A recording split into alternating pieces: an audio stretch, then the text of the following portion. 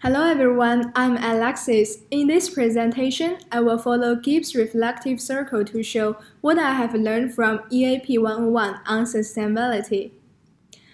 First, I will give you a brief introduction to the course together with my personal feeling of it. And next, I will talk about what went well and even better if.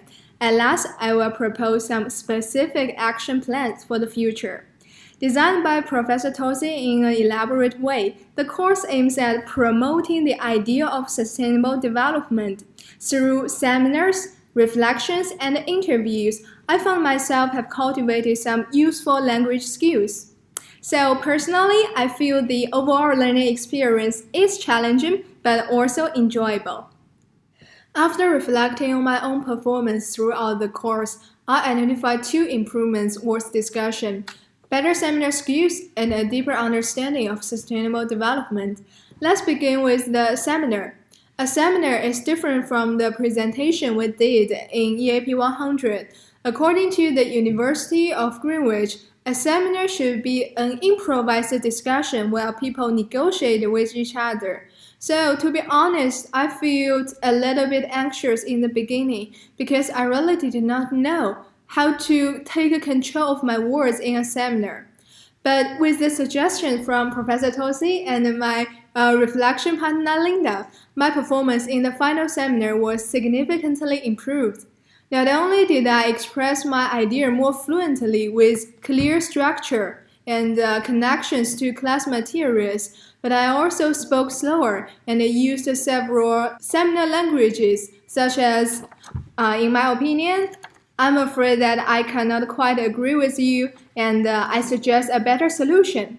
Most importantly, I also managed to use more body languages, such as an indicative gesture or direct eye contact with my audience. In this case, I felt that my audience were more engaged, which contributes to a very effective discussion. In addition to the improvements in academic English skills, I also developed an in-depth understanding of the necessity and the complexity of sustainable development. Let's begin with the necessity. According to the National Center for Atmospheric Science, a world-leading research center, changes in climate can affect food production, water availability, wildlife, and human health. To be succinct, climate change is likely to have a huge impact on all humanity.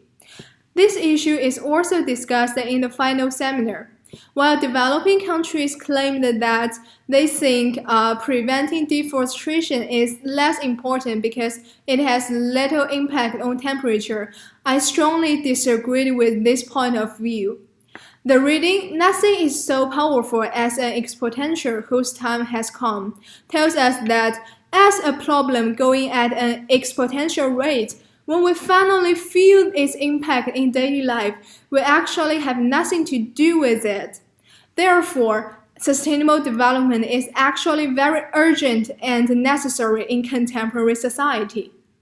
Then I will talk about the complexity of sustainable development. To begin with, as a global and multi-generational issue, the implement of sustainable development often ends up in tragedy of the commons. In climate change policy, why has so little been achieved? Published on Oxford Review of Economic Policy in 2008, Dr. Helm explains this tragedy in climate change by stating that when capital is created faster than the environment is consumed, the cost of mitigation is likely to be high. Helm points out that someone may refuse to take the responsibility because the cost is too high. Through the seminar about the reading Sustainable Development as an Illusion, I figured out the same prisoner dilemma which supports Helm's argument as well. There is no denying that sustainable development benefits humanity in the long run. However, the cost to achieve such development is usually the immediate interest. Therefore, here comes the dilemma, because people are not likely to sacrifice their own current interests to benefit others in the future. To make matters worse, climate change is only one aspect of sustainable development. The United Nations has launched 17 sustainable goals covering issues like poverty, hunger, and health or gender equality. As Mans Nielsen emphasized in Policy, Map the Interactions Between Sustainable Development, published on Nature in 2016. Sustainable development is a system, and all these goals are interconnected elements whose interactions determine the outcome. In class, we also spend a lot of time discussing about the connections between different SDGs. Take my SDG, ensuring health and promoting well-being for all ages as an example. This goal is actually connected to the goal 13 because the consequences of climate change is very likely to harm people's health. So we could say that SDGs are not divided or separated. They are actually connected with each other. Therefore, in addition to climate change or promoting the health, we should also consider other SDGs as a system when dealing with sustainable development. Besides the complexity of SDGs, the achievement of sustainable development is also difficult because situations vary in different nations. According to the World Bank data in 2014, CO2 emission per capita in North America is 10 times larger than that in South Asia.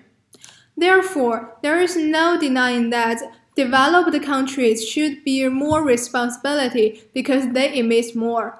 However, given that the problem is actually global, developing countries should also take action. So triggered by this conflict, I further explore the topic of country groups in the interview with Professor Dalia Patino at Duke Kunshan University. Let's have a look. You just mentioned some regions. It's like they are really suffering from climate change. So I'm wondering, do every country or say every nation should take the same responsibility to deal with climate change? I think there are nations that should take more responsibility to deal with climate change. For example, and those are the nations that have industrialized by emitting greenhouse gas emissions and have become wealthy by emitting these greenhouse emissions. So it may be that we allow some places to do what is not 100% clean, if that's the way we need to do it. So they have reliable electricity and they have affordable electricity. And meanwhile, other countries that have the means to close their fossil fuel fire power plants and start even capturing CO2 from the atmosphere or replanting trees to capture CO2 in the best way, should be doing that. Yeah, so basically you're saying that we should divide them into maybe developed countries and developing countries. And like those developed countries, they should bear more responsibility. They should use clean energy. They should be developing the technologies to reduce emissions and even have negative emissions from capture. They should be also devoting some of their funds for adaptation to climate change for the countries that are already suffering the devastation of climate change and have no economic means to face this threat. Yeah, but I think there is also a middle party. It's like countries like China and India. It's like actually we're not suffering from survive. It's like we are actually a little bit developed but still developing. So these countries, they're creating much carbon emissions compared to developed countries. I mean, like, for example, they create like 3 times or 2 times carbon emission per million GDP they create. So what about these countries? It's like they are actually their economy is actually growing and like they are almost at a developed condition. No, definitely India and China cannot say that they, because they are developing, they are not in the position to say. I was talking about small communities where there is no energy access, and sometimes people hesitate to give them energy access because that's going to burn fossil fuels. You take all the energy consumed in China, divided, all the electricity consumed in China, divided by the population of China. That's only 1/4 of what it is in the US. Yeah, I see that. If you just look at nations, it's like maybe it's a little bit unfair because different nations have different population. So it's like you have to divide it into persons so you can know like how like who is contribute much to the. What is important is to keep an eye on the conditions that make China to be more efficient in its energy use and to have this amount of per capita electricity consumption compared to a country, for example, the United States. China is already the largest emitter of CO2 emissions. It's the largest user of CO2 or of carbon. It's also the place with the largest installed capacity of wind energy, and also the country with the most installed capacity of solar energy. Yeah. So many things to be proud of. But conserving energy efficiency and good habits is key. Oh, I think you mentioned energy efficiency, and I once found like you did a really interesting research on American and Korean. Like you come to the conclusion that it will produce less carbon emission if Korean use the coal shifted from American. But this does not sound very obvious. Could you give It's more not obvious explanation? So this was a paper that looks at what would happen if you take coal from the U.S. and rather than burning it in the U.S., you burn it in South Korea. And we started doing the analysis like that. We wanted to write a paper that says when you ship coal, you close a plant, but then you ship the coal, you end up with more emissions, global emissions. And it turns out that that's not the case because power plants in South Korea are very efficient. Very efficient? So they need a little coal for a lot of electricity. The plants in the US needed a lot of coal for some electricity. So when you look at, you have the same electricity generated in both places, right? But now you have lower emissions. Yeah, so do you suggest this kind of multi-nation cooperation as the best solution to slow down climate change? I think that sharing technology and sharing good policy practices among nations is key to solve this problem. You mentioned sharing technology. So do you think that Korea has this moral responsibility to do so? Yes. Okay. So, but do you think like are there some regulations or enforcement force them to do so, or should we build this system? I think I don't think there is an international binding regulation of any kind that would force a country to do but there are agreements. Yes, I understand that, but like agreement sometimes is like ineffective, just like Trump. Like he just quit from a Paris agreement. So how would you deal with this? So yes, Trump withdrew the US from the Paris Agreement, but that didn't stop the states of the US to keep their moving forward on their climate agenda. But like I think there is a kind of moral dilemma in this situation because slow down climate change actually avoid our interest in saying that people are sacrificing their own interests for now to benefit the future generations. Yeah, that may be true. So it may be that people say, why should I have to make a sacrifice today for my great-grandchildren to have a planet? Could we individuals get some benefits for ourselves if we choose to slow down climate change? Well, yes. For example, it turns out that by slowing climate change, you also clean the environment. Yeah. So, do you have any suggestions for us to take to deal with climate change? It's like we learn Asperg model in class. It's like above the water, above the sea level, it's called the events, very specific things, and then it's the patterns of behavior, and at the bottom is systematic structure and mindset. So, do you think there is some priority, or do you think we should focus on like the specific policy more, or we should first change people's mindset or like adjust the structure? Each person can start by changing its own behavior every day and by trying to learn more and more every day. Everything you buy has a consequence on this planet. The interview with Dalia strengthened my belief that universal participation focusing on the whole system is the key to achieve sustainable development.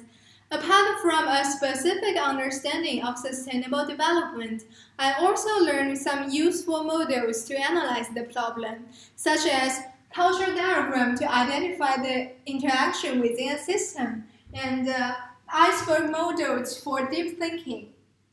The model I love most is flower thinking. We can take promoting afforestation as an example. When more trees are planted, it naturally contributes to a better resilience of the land and provide more clean water together with clean air. Most importantly, it may offer job opportunities to vulnerable groups. Therefore, we can shade the outer edge of job and access more darkly to indicate that this action benefits the vulnerable society groups. So we could say that flower thinking does not only show the possible outcome, but it also illustrates how these benefits would be distributed. Moreover, I think flower thinking can be applied to broader situations, and we can change the term of these petals according to the problem we choose to analyze. However, not everything went well through the process. To begin with, I was sometimes too aggressive to show enough respect for others. For example, in the iceberg model discussion session, I actually ignored different understanding of the model from my group members and even imposed my own opinion on them. Therefore, we failed to give a complete presentation on this model because we spent all the time arguing against each other. This experience indicates that I should be less aggressive but more open to different opinions when communication. In addition to communication skills, I also found that though my understanding of sustainable development is deepened, I seldom apply them to real practice. Therefore, I need to focus more on my actual behavior in the future. Considering the WWW and EBIs, I would take the actions below for future improvement. To begin with, I should be more open to different opinions during academic discussions, showing enough respect to others through positive response and the proper body position. What's more, I also plan to strengthen the ability of critical thinking with the help of Bloom's question terms. I will force myself to ask at least 3 questions from synthesis or evaluation level when analyzing a problem or an argument. Last but not least, I will make more practical contributions to sustainable development in daily life. For example, I will give preference to recycled products with less carbon footprints. Use environmental friendly materials. Do garbage classification. Reduce, reuse, recycle. In conclusion, I had a wonderful experience in EAP 101. The course not only improves my English skills, but it also inspires me to take the responsibility as a 21st century global citizen to promote sustainable development for all mankind. That's all. Thank you.